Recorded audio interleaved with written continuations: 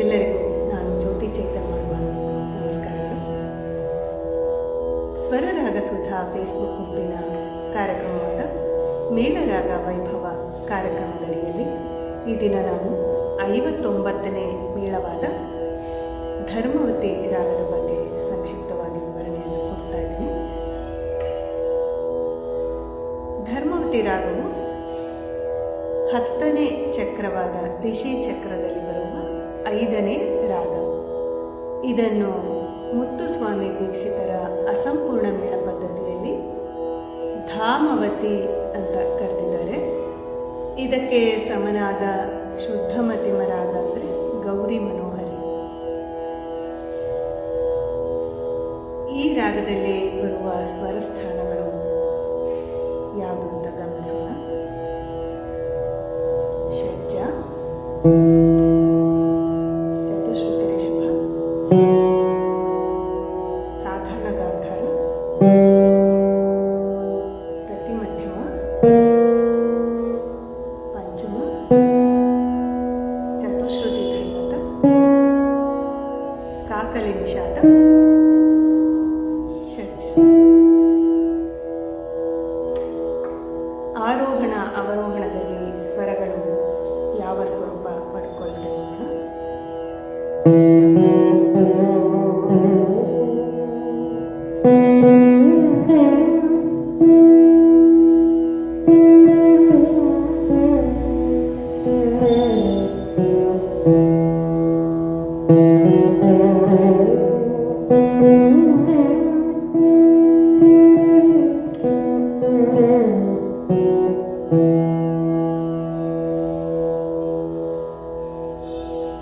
ಇದರಲ್ಲಿ ಗ್ರಹಭೇದ ಅಂತ ನಾವು ನೋಡಿದಾಗ ರಿಷಭದಿಂದ ಗ್ರಹಭೇದ ಮಾಡಿದರೆ ನಮಗೆ ಸಿಗುವಂಥ ರಾಗ 16ನೇ ಮೇಳವಾದ ಚಕ್ರವಾಕ.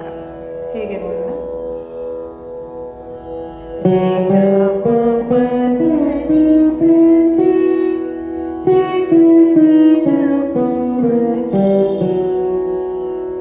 ರಿಷಭವನ್ನ ಷಡ್ಜವನ್ನಾಗಿ ಮಾಡಿಕೊಂಡಾಗ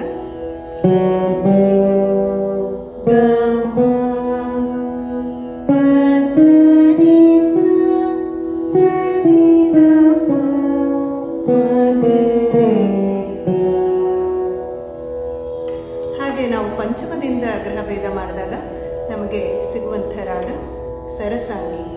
ನೋಡೋಣ. ಪಂಚಮ,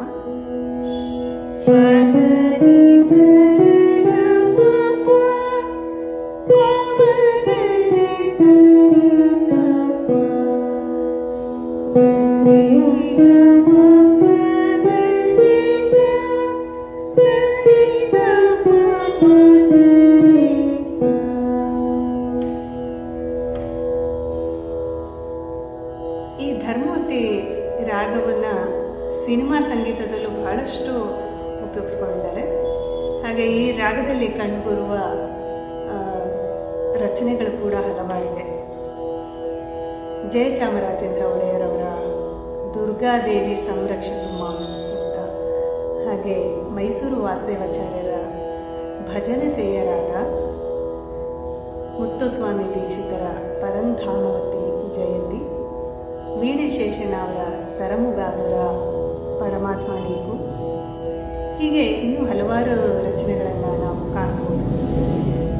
ಮತ್ತು ಈ ರಾಗದಲ್ಲಿ ಅನೇಕ ಜನ್ಯ ರಾಗಗಳು ಕೂಡ ನಮಗೆ ಕಂಡುಬರುತ್ತೆ.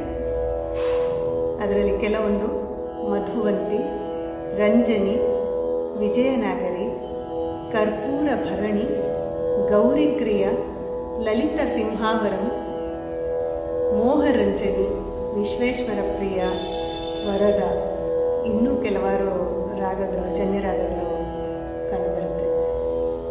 ಒಟ್ಟಲ್ಲಿ ಈ ಧರ್ಮವತಿ ರಾಗ ಬಹಳ ಒಂದು ಮನಸ್ಸಿಗೆ ಹಿಡಿಸುವಂಥ ರಾಗ. ಇನ್ನು ನಾನು ಮುಂದಿನ ವಿಡಿಯೋಗಳಲ್ಲಿ ವೀಣೆ ಶೇಷಣ್ಣನವರ ತರಮುಗಾದುರ ಕೃತಿ ಹಾಗೂ ಸಂಕ್ಷಿಪ್ತವಾದ ಆಲಾಪನೆಯನ್ನು ಪ್ರಸ್ತುತ